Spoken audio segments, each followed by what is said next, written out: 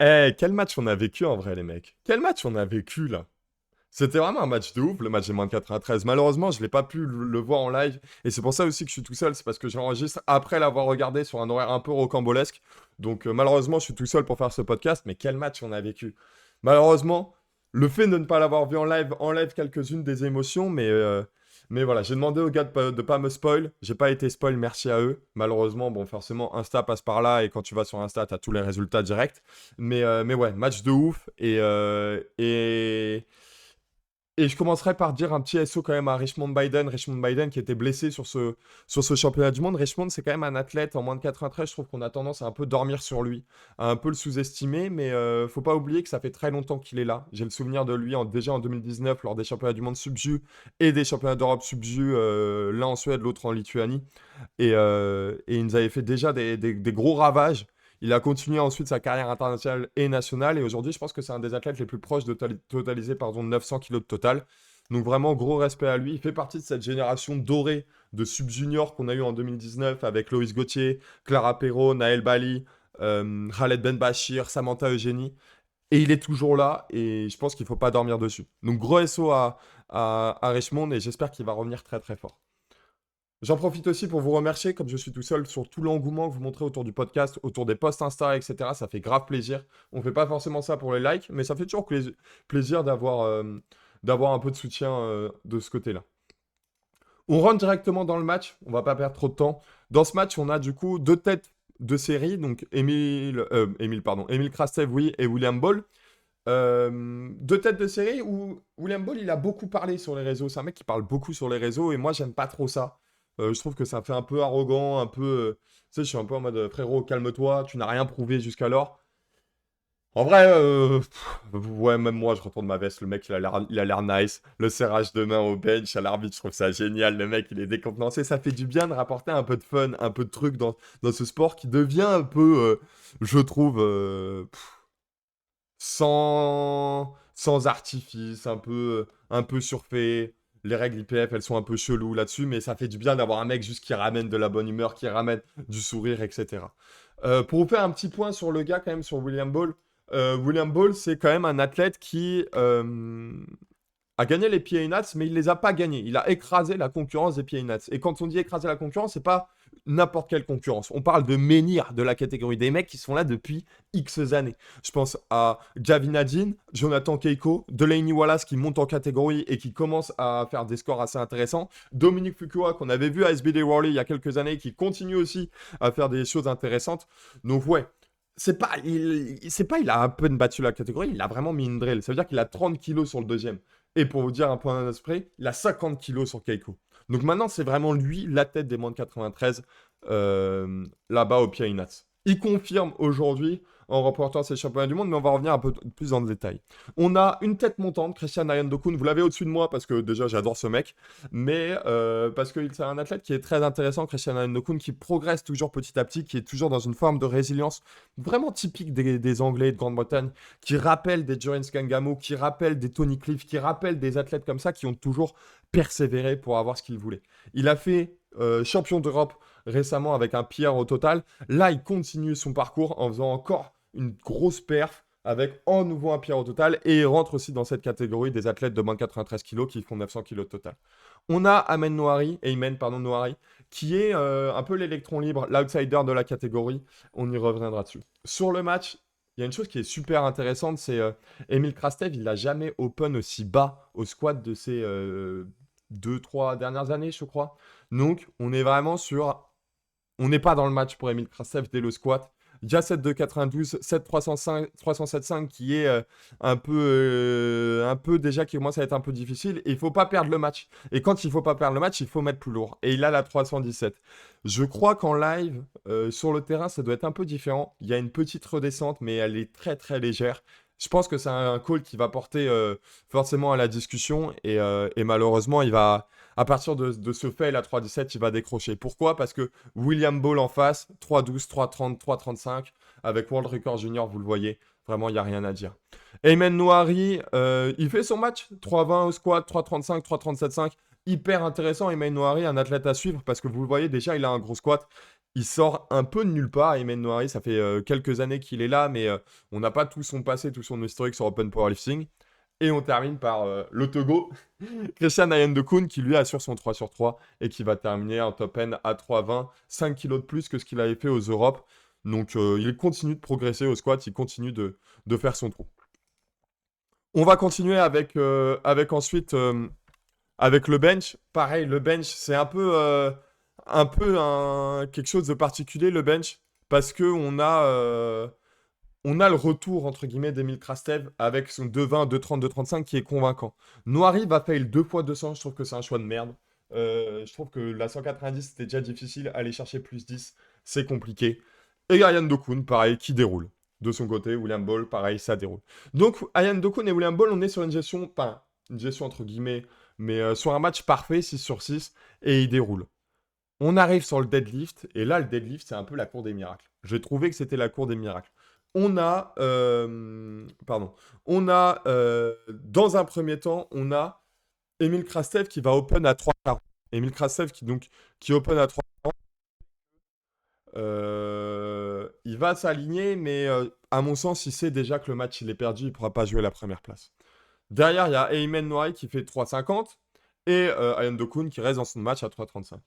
On parlera de William Ball après.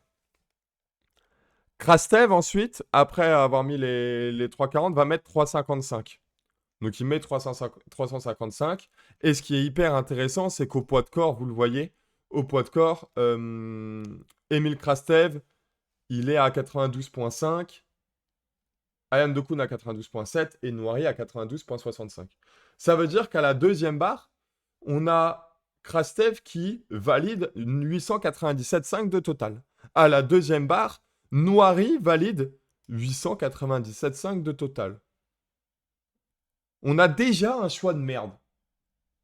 Excusez-moi de le dire, mais on a déjà un choix un peu chelou.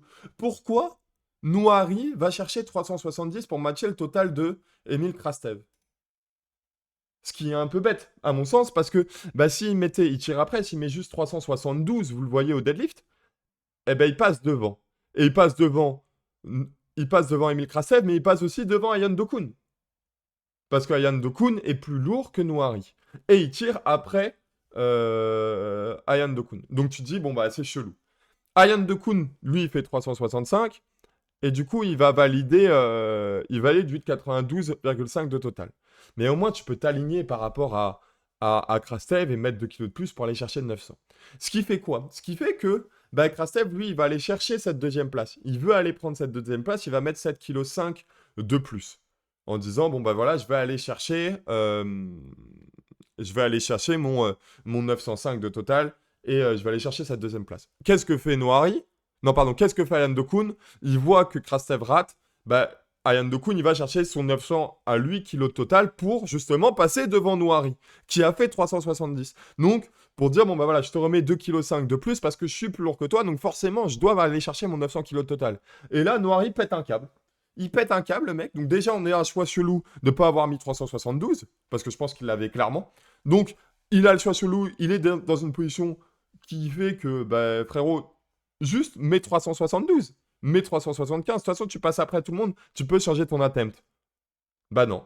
Le mec, il n'a pas modifié son attempt et il est venu pour tirer 380. Donc, forcément, moi, je respecte. 380, je me dis world record. Je me dis, bon, le mec, c'est un jump to the moon. Let's go, on y va, quoi. Il est pas très loin de la lock. Et c'est ça qui est ouf, c'est qu'il est pas très loin de la lock. Mais en ratant cette barre, il est non pas deuxième, la place accessible, mais il est quatrième. Donc Krastev finira troisième et Ayan Dokun finira deuxième. Est-ce qu'on se rend compte de la folie? Le mec a perdu les championnats du monde, parce que pour moi, faire quatrième, c'est les perdre. Encore deuxième, troisième, ça va, ça se discute. Mais il a perdu les championnats du monde juste parce qu'il a tiré, vous le voyez, 380,5 kilos. Plutôt qu'aller chercher son 900 de total. C'est un truc de ouf en vrai. Frérot, mets ton 900 de total, fais ton deuxième bar. Mais même, tu peux le faire en deuxième bar. C'est trop bizarre en vrai comme call. Honnêtement, je vous le dis, moi, j'ai pas compris. Et c'est là où on voit un mec. Pardon, c'est là où on voit des mecs comme Matt Gary, comme des mecs qui sont là en place dans l'équipe de coaching depuis 10 ans. Des mecs qui gèrent de ouf leur match. Des mecs qui font des sans fautes. c'est pas pour rien que Ayan Dokun il fait deuxième. Moi, je trouve que c'est mérité au bout d'un moment. Les choix de barre, tout la gestion de match, elle est cohérente. C'est pas pour rien que AD il gagne les championnats du monde. Les choix de barre, ils sont cohérents. Que Joy Namani, il gagne les championnats du monde. Et ça, c'est quoi? C'est l'équipe de coaching. Ils font un taf de ouf. Ils font un taf qui est intéressant, cohérent. Évidemment, il y a les athlètes, mais il y a aussi les équipes de coaching. Il faut leur mettre un petit SO. Donc, Ayan Dokun finit à 900 kilos de total. Et Noari finit à 8,97. Et comme je vous l'ai dit, en arrivant en deadlift, Emile Krastev savait que William Ball serait trop haut pour lui aujourd'hui, malheureusement. Et du coup, William Ball, bah, lui, il assure. Frérot, il va assurer, il va faire son 927 kilos de total. World record. Qu'est-ce que tu veux dire de plus? Qualifié à Sheffield. Et je pense qu'il a un très très bel avenir devant lui aussi, William Ball. Je voulais quand même rappeler une chose sur Noari. Euh, Déjà, SO à lui, et force à lui pour le bench. Il a des bras, mais ils sont tellement longs. Ils sont tellement longs, c'est tellement dur pour lui de bench. Il fait quand même 190 et SO à lui, SO à Ayman, SO à pardon SO à Yacine aussi en moins de 74. On a des athlètes algériens qui commencent à pop et qui font plaisir. Je pense que Wisdex, il va être très heureux d'entendre ça, mais ouais, SO à ces deux athlètes. Sur le ranking total, vous le voyez, c'est très simple. William Ball qui fait 927,5, Ayan Dokun à 900, Emile Krastev à 8,97, Ayman à 8,97 et Kwaku qui va faire 8,75 avec un gros deadlift encore Kwaku. Intéressant à suivre cet athlète-là.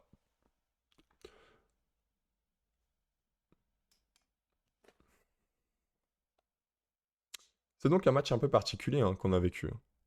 Un match particulier où William Ball a déroulé, Ayan Dokun a déroulé, Emile Krastev se foire un petit peu sur ce match, je trouve. Il aurait peut-être pu aller chercher mieux, mais malheureusement, comme je vous l'ai dit, dès le squat, ça a été compliqué. Le deadlift, bah, 3,5, ça a été un peu compliqué. Et je pense qu'on voilà, on n'était pas en forme pour Emile Krastev, on n'est pas sur un gros match. On se rappelle de Sheffield où il finit à 367,5. Au squat, il finit à 3,15. Bref. Ouais, un match très délicat pour Emile aujourd'hui. Et malheureusement, je pense que ça joue aussi. Et je pense on le reverra. De toute façon, il a fait 9,30 à l'entraînement. On l'a vu. Je pense qu'on le reverra et c'est qu'une question de temps. Ryan Dokun, j'ai hâte de voir ce qu'il va donner. Noiri, j'ai très très hâte de voir ce qu'il va donner. J'ai hâte de voir ce que va donner William Ball. Évidemment, le grand absent, je ne sais pas si je l'ai dit, mais je le redis, au cas où, Gustav Edlund, ça aurait été grave kiffant de le voir, Gustav Edlund, et je pense qu'il avait son mot à dire aussi dans cette catégorie. Donc, tout compte fait, voilà, une catégorie un peu particulière, mais une catégorie que vous avez pas mal d'attentes, enfin, pas mal de surprises, pardon. Merci à tous de nous avoir, non, de m'avoir écouté sur ces 12 petites minutes, et on se retrouve normalement ce soir ou demain pour le récap des moins de 69 et des moins de 105. Ciao tout le monde, peace. Et ce match était clairement un tiers S. Et gros SO Ayan Dokun. Allez, salut tout le monde. Merci beaucoup.